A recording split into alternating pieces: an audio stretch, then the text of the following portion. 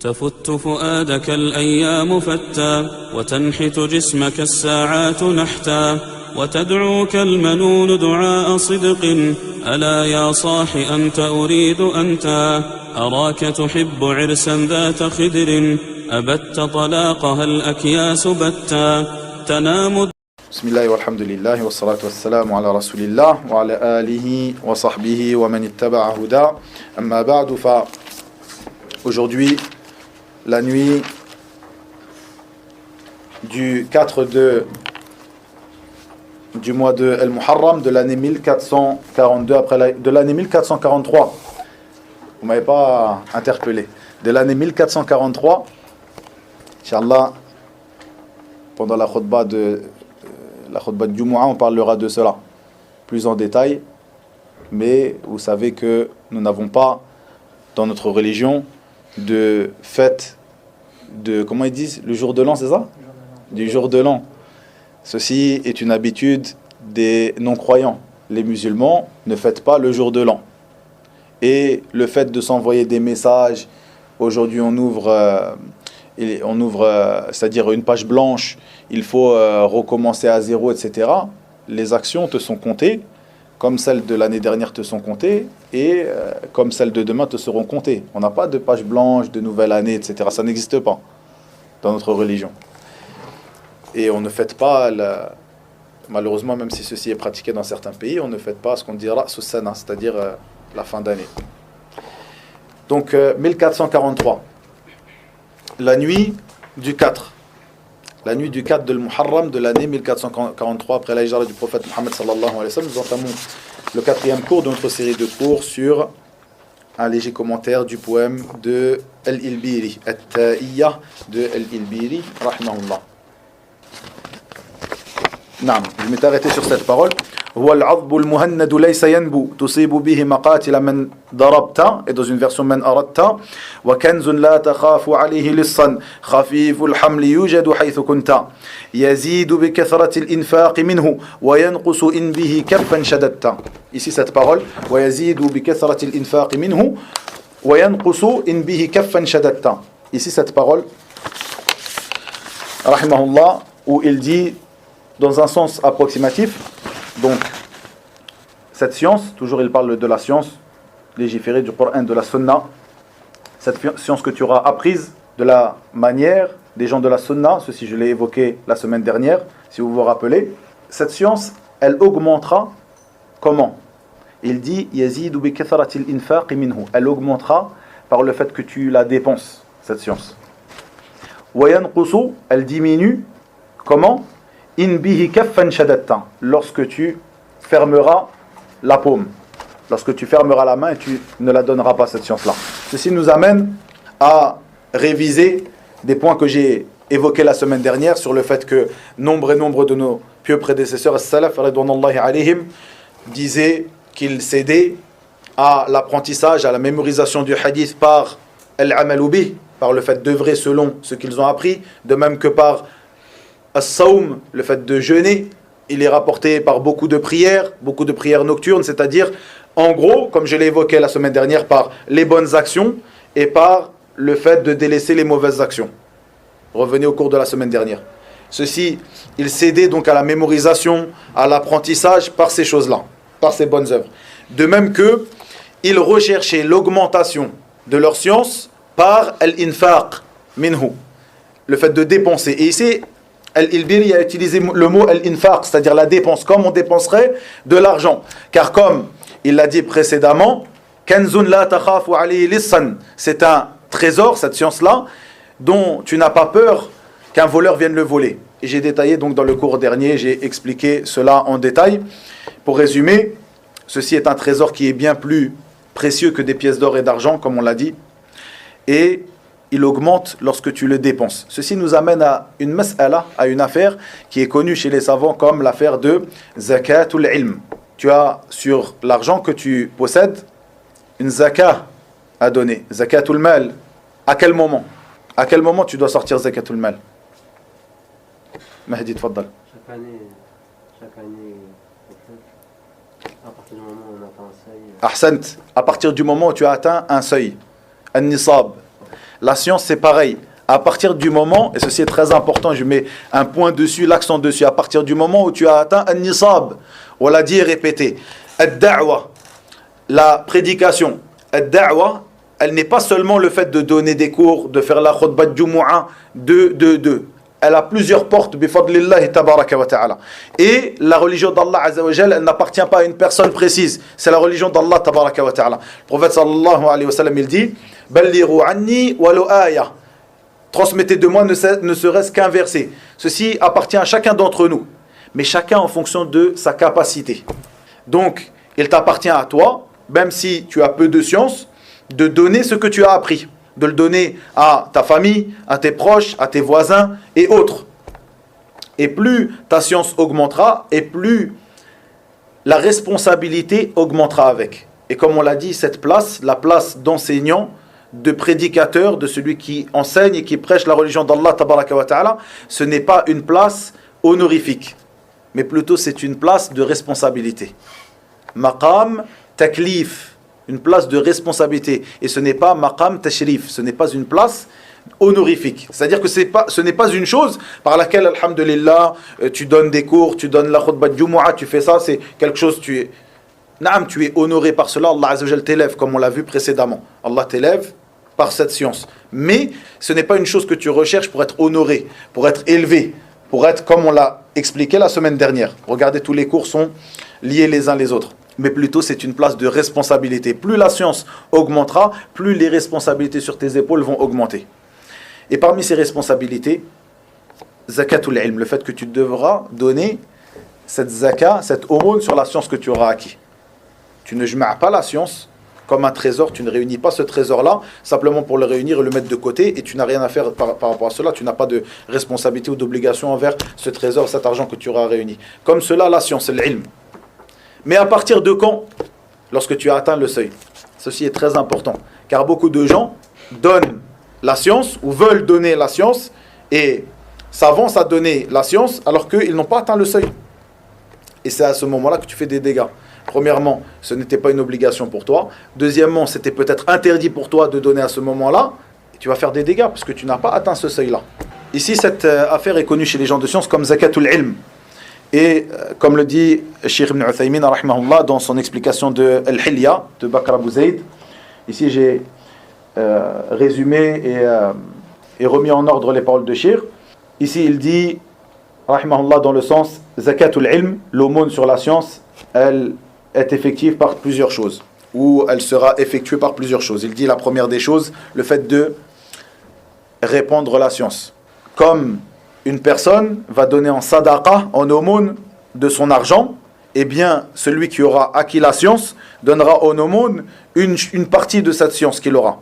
Vous croyez que l'ulama, lorsqu'ils donnent des cours, ce temps-là qu'ils vont dépenser à donner des cours, ils auraient pu le dépenser soit dans d'autres bonnes œuvres qui leur sont propres à eux-mêmes, soit dans l'apprentissage de la science. Mais ils ont pris de leur temps pour l'enseigner, pour nous l'enseigner.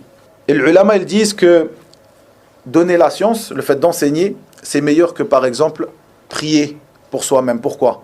Car le fait de prier, une prière surérogatoire, c'est quelque chose dont le bien de cette prière t'atteindra toi seulement.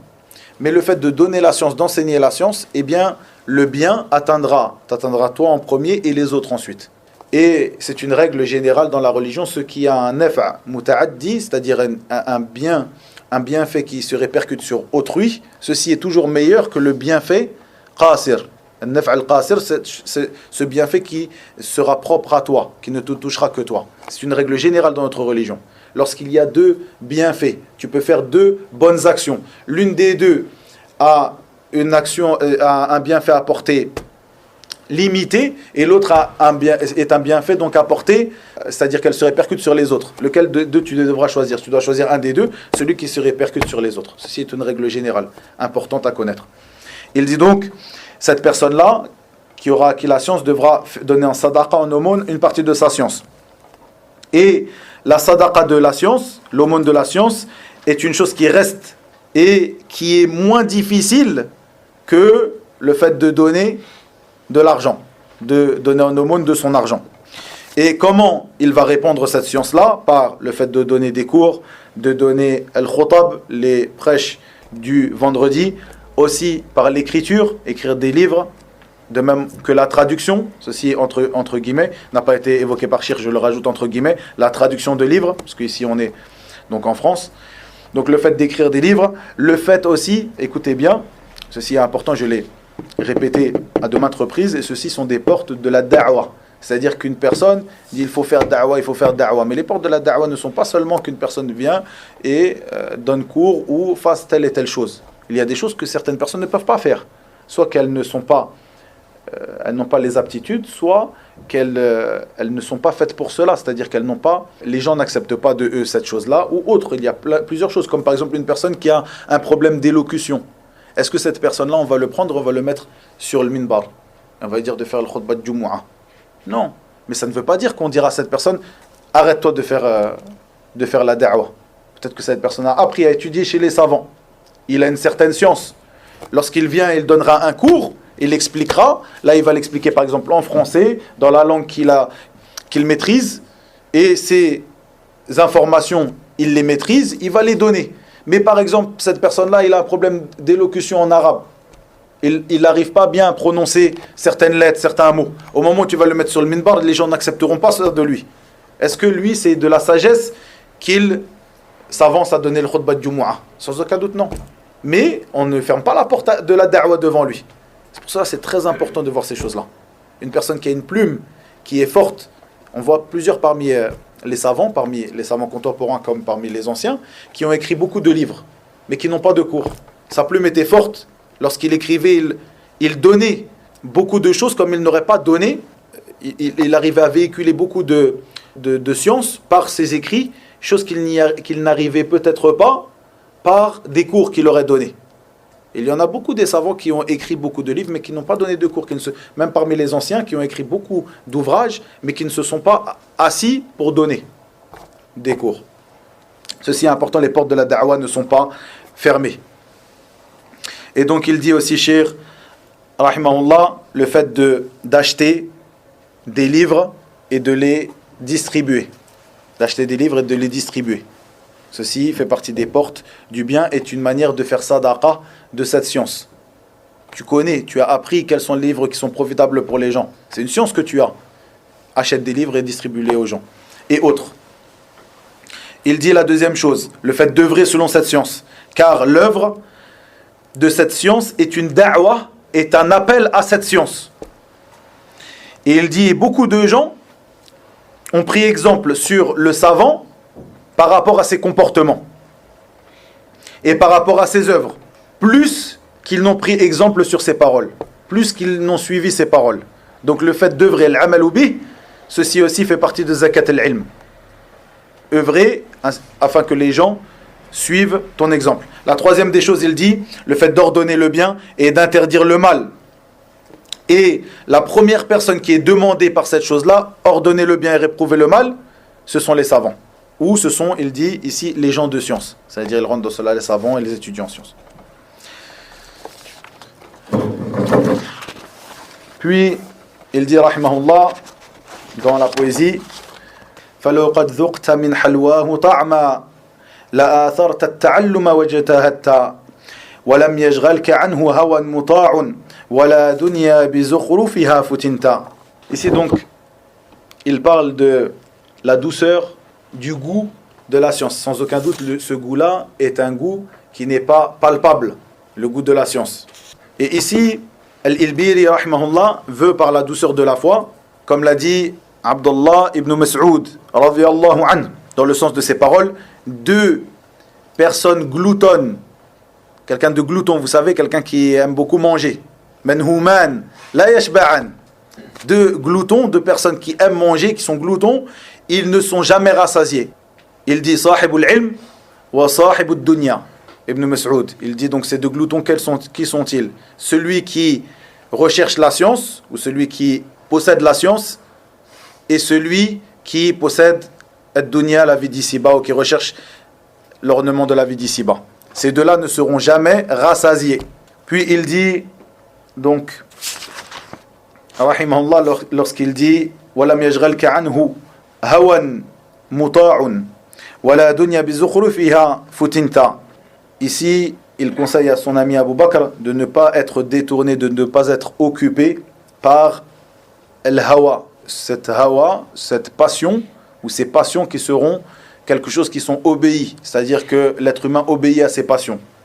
Et ici, il a dit hawan muta', c'est des passions de manière générale, c'est une parole de manière générale, n'importe quelles soient ces passions de cette vie d'ici-bas. Toute chose que l'être humain désire et recherche. Et parfois, ce mot-là, el-hawa, n'est pas forcément une parole blâmable. C'est-à-dire ce n'est pas un mot en soi, el-hawa, quelque chose qui implique le blâme. Comme dans ce hadith qui se trouve dans le Sahih de l'imam al-Bukhari, où Omar, radiyallahu anhu, a dit فَهَوَا وَفَهَوِيَا إِلَى مَقَالَهُ أَبُو بَكْرَ وَلَمْ يَهْوَى إِلَى مَا قُلْتِ. Il parle du prophète sallallahu alayhi wa sallam. Il dit, le prophète sallallahu alayhi wa sallam, hawiya, de al-hawa. Hawiya, il a suivi ce qu'a dit Abu Bakr, et il n'a pas suivi ce que j'ai dit. وَلَمْ يَهْوَى إِلَى مَا قُلْتِ. Donc cette parole al-hawa, ce n'est pas forcément quelque chose de détestable. Une personne yahwa, il a l'ilm par exemple. Yahwa, il a zawjatihi. Il a al-hawa, donc il a le suivi ou il a l'envie de sa femme. Il a l'envie de la science, d'étudier, etc. Ce n'est pas forcément une parole qui est blâmable. Donc en fonction du contexte, et ici, on parle de l'ornement de la vie d'ici-bas. Ceci est très important parce qu'on le dit, cette personne suit ses passions, al-hawa. Non, al-hawa, ce n'est pas forcément une parole qui est détestable, malgré qu'elle est utilisée bien souvent dans un contexte qui implique cela. Et ici, bien sûr, il met en garde contre ces passions qui seront obéies. Quelles passions? Les passions de la vie d'ici-bas. Puis il dit, wala dunya bizukhrufiha futinta. Donc ne sois pas préoccupé par cette vie d'ici-bas et par son ornement. Par cette vie d'ici-bas et son ornement. Ici, l'ornement de la vie d'ici-bas. Quel est cet ornement? Allah tabaraka wa ta'ala, dans plusieurs versets, nous évoque cet ornement. Il dit par exemple, subhanahu wa ta'ala, dans le sens de ces paroles, on a enjolivé aux gens, donc ici, zuyyina linnas, wala dunya bizukhrufiha. Cette vie d'ici-bas, bizukhrufiha, az-zukhruf, c'est-à-dire l'ornement, az-zina, l'ornement. Il dit Allah tabaraka wa ta'ala, zuyyina linnas.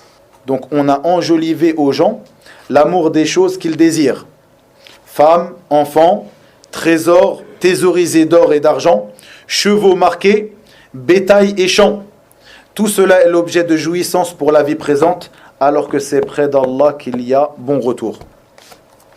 Il dit aussi, tabaraka wa ta'ala, dans le sens de ces paroles, les biens et les enfants sont l'ornement de la vie de ce monde. Cependant, les bonnes œuvres qui persistent ont auprès de ton Seigneur une meilleure récompense et suscitent une belle espérance. Il dit al-mal wal banoun zinatul hayatid dunya. Zina, encore une fois. Et que dois-tu faire par rapport, ici j'ai cité donc ce que Allah tabaraka wa ta'ala a cité comme ornement de cette vie d'ici-bas. Que dois-tu faire? Une partie de cet ornement t'est licite. Tu as le droit de le prendre, on le verra dans le cours prochain. Comme Allah tabaraka wa ta'ala l'a dit à son prophète sallallahu alayhi wa sallam, wa tansa nasibaka min ad-dunya. N'oublie pas ta part de cette vie d'ici-bas. Il y a des choses qui te sont licites. On ne dit pas délaisse toutes ces choses-là sans condition. Mais le fait d'être occupé et préoccupé par ces choses-là et de délaisser ce qui est le plus important.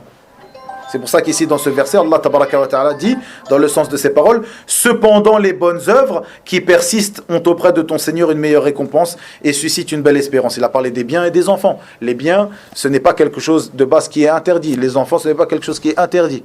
Mais il nous donne, tabaraka wa ta'ala, la chose qui est la plus importante. Il dit les bonnes œuvres qui persistent ont auprès de ton Seigneur une meilleure récompense. De même qu'il nous dit, dans un autre verset, pareil de Surat al-Kahf, où il dit, et ici il nous oriente vers la chose à faire. Il nous dit, dans le sens de ces paroles, tabaraka wa ta'ala, il nous dit, fais preuve de patience en restant avec ceux qui invoquent leur Seigneur matin et soir, désirant sa face, et que tes yeux ne se détachent point d'eux en cherchant le faux brillant de la vie sur terre. Et n'obéis pas à celui dont nous avons rendu le cœur inattentif à notre rappel, qui poursuit sa passion et dont le comportement est outrancier. Le verset 28 de Surat al-Kahf, où Allah tabaraka wa ta'ala nous donne la marche à suivre ici.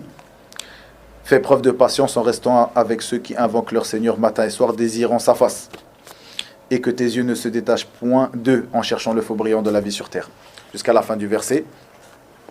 وإلى هنا وبالله التوفيق وصلى الله وسلم وبارك على نبينا محمد والحمد لله رب العالمين.